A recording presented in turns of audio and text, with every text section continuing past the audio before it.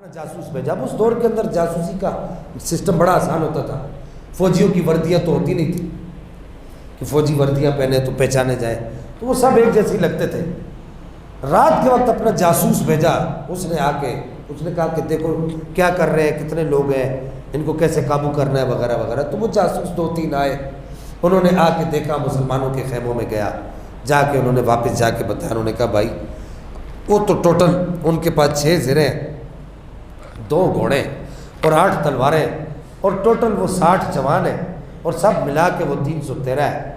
تو ابو جہل نے کہا چھوڑو اپنے ہتھیار پھینکو۔ سننا، ابو جہل نے کہا چھوڑو اپنے ہتھیار پھینکو، رکھو سائڈ پہ ہتھیار، بس صبح ہونے دو، صبح ہوگی ان سب کو ہم رسیوں سے باندھیں گے، اپنے اونٹوں کی پیٹھوں کے اوپر باندھیں گے، اپنے گھوڑوں کی پیٹھوں پہ باندھیں گے، مکے لے جائیں گے، وہاں جا کے سوچیں گے ان کا کیا کرنا۔ جاسوسوں نے ابو جہل کو کہا 1 منٹ رک جا، اگلی بات سن لیں، 1 منٹ رک جا، اگلی بات سن لیں۔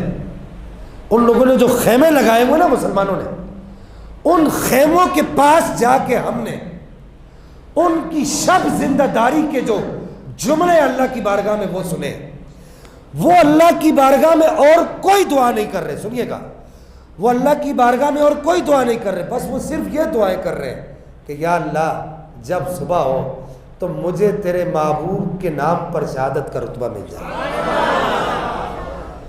میں تیرے محبوب کے نام پر کٹنا چاہتا ہوں، مرنا چاہتا ہوں۔ کہا ابو جہل یہ بات سن لے، ان میں سے ایک آدمی بھی واپس جانے کے لیے نہیں آیا، وہ سارے مرنے کے لیے آئے۔ ابو جہل نے کہا پھر کیا ہوگا؟ کہا کہ ایسی قوم جو مرنے کے لیے آئے نا، وہ پھر صرف مرتی نہیں ہوتی بلکہ وہ مارتی بھی ہوتی ہے۔